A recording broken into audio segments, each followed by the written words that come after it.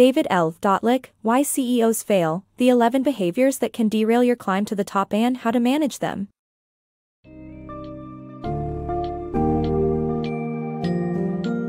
In Why CEOs Fail, DavidLDotlich sheds light on the challenge of leading organizations and on why 2/3 of CEOs fall short due to their pursuit of hard work and good intentions.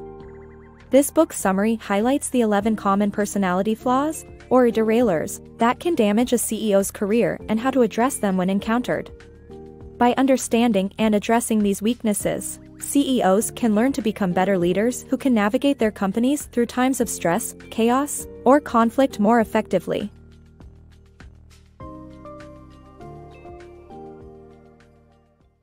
"11 Derailers of a CEO's Career." Leading an organization can be challenging, and about 2/3 of CEOs fail due to their personality flaws. These flaws emerge during times of stress, chaos, or conflict. Fortunately, recognizing these weaknesses can help you address your mistakes and improve your performance.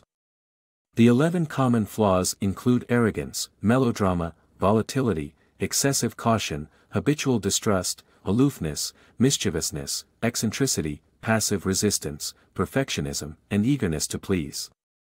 CEOs and executive committees who become aware of these traits and openly discuss them can benefit the entire company. The perils of arrogant leadership. Confidence is an essential quality of successful leaders, but it can easily tip over into arrogance, leading to disastrous consequences. Arrogant leaders refuse to consider dissenting viewpoints, which can be corrosive. Arrogance also makes it difficult for leaders to admit their own mistakes. The downfall of Enron CEO Jeffrey K. Skilling is a cautionary tale for today's leaders. Skilling started out with self-confidence that imbued his employees with a sense of mission and convinced investors of Enron's value. However, as his pride grew, he became increasingly dismissive of dissenting viewpoints and belittled other companies. When Enron eventually collapsed, Skilling refused to accept responsibility for his role in the crisis. The story of Al Dunlap, the disgraced head of Sunbeam, offers another example of self-confidence run amok. A domineering leader who bulldozed dissenters, and pumped up the stock price, Dunlap's arrogance ultimately led to his downfall. The lesson for today's leaders is clear: self-confidence is good, but it must be balanced with humility and a willingness to listen to others. The perils of melodramatic leadership. Strong leaders who overuse exaggeration and emotion risk undermining their credibility in demotivating employees, according to this book.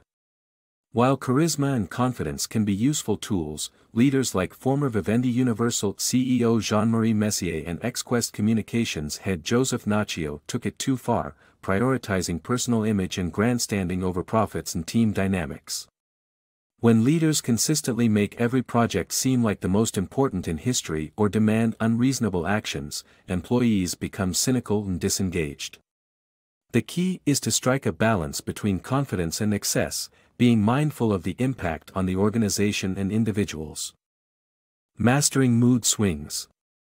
Successful CEOs like Larry Ellison and Steve Jobs utilize mood swings to their advantage, but it is crucial to maintain control. Losing control of one's emotions paves the way for leadership ruin. A CEO with uncontrolled volatility can make the team feel uneasy, prompting them to walk on eggshells around them. Privately, passive-resistant people have their agenda, which seldom aligns with what they portray publicly.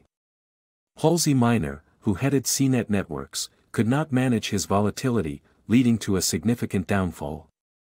To become a successful leader with controlled volatility, one needs to change behavior for effect by putting up an act to motivate or cow people. In contrast, uncontrolled volatility makes one a slave to their emotions.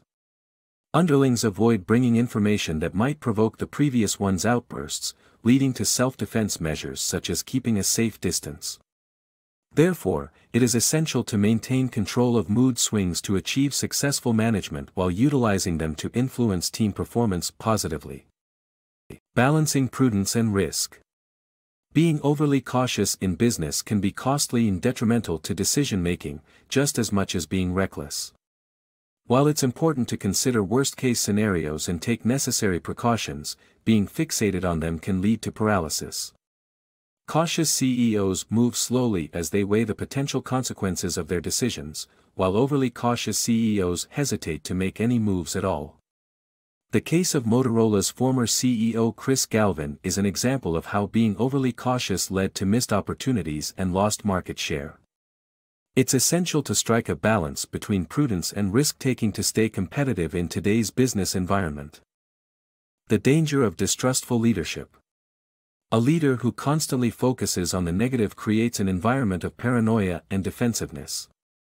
President Richard Nixon is a prime example of the damage caused by habitual distrust, having taped his conversations and gathered information on adversaries illegally.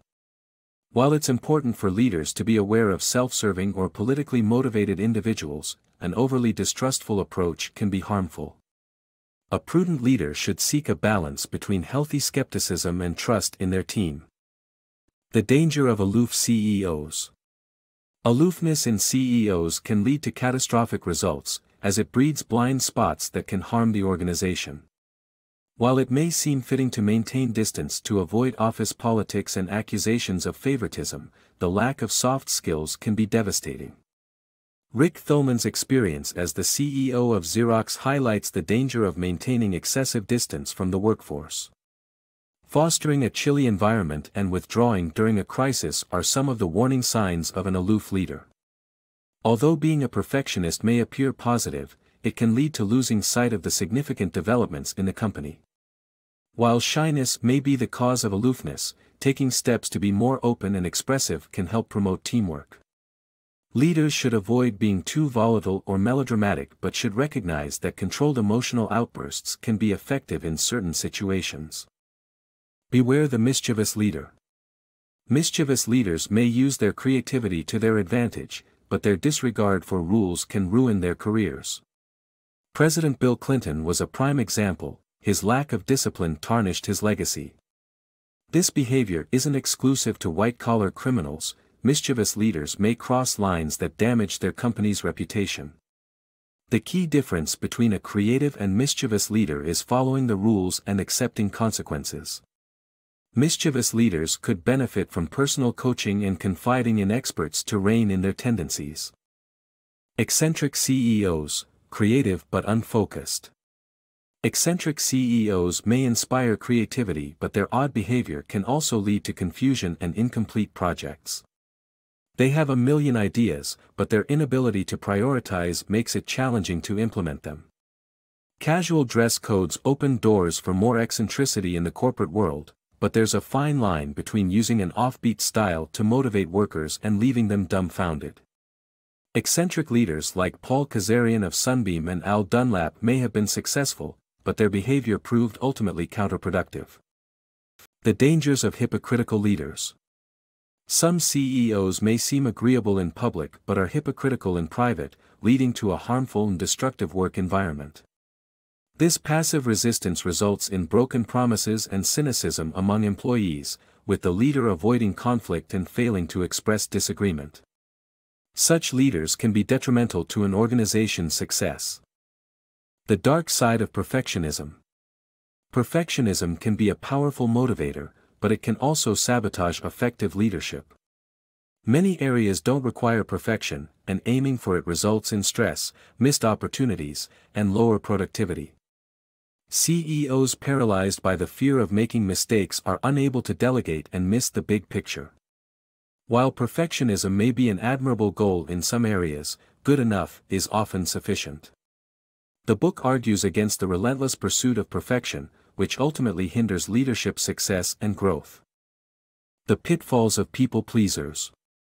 Being an eager-to-please CEO might seem like an effective leadership approach, but it can backfire.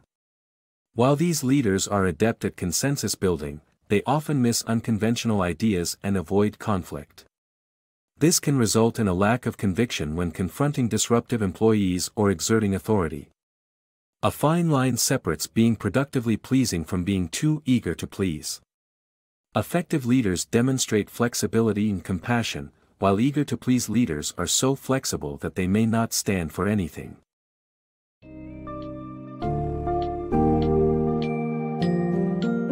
Dotlich's book provides a comprehensive guide on how to avoid failure as a CEO by managing common personality flaws and derailers. Through examining each trait thoroughly, readers can learn from the experiences of Jeffrey Skilling, Richard Nixon, and other notable figures whose careers suffered from these flaws. Developing self-awareness and refining one's leadership style, knowing when to embrace creativity or caution, and finding a balance between perfectionism and productiveness are essential for successful CEOs.